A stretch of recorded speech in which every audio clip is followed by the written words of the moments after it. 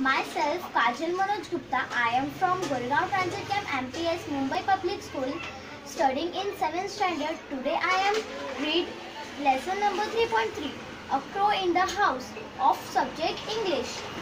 The young crow had fallen from its nest and was fluttering about on the road, in danger of being crushed by a car or a tonga, or seized by a cat. When I picked it up and brought it home, it was in a sorry condition, with gaping and head dropping, and we did not accept it to leave. But grandfather and I did our best to bring it out round.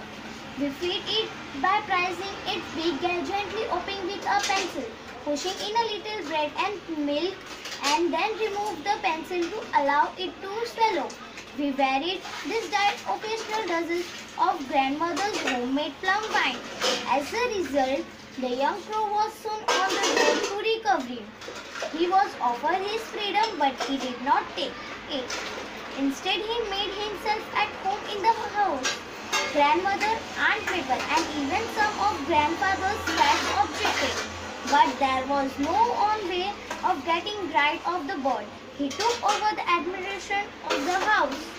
We very not sure that he was made, but we call it Caesar.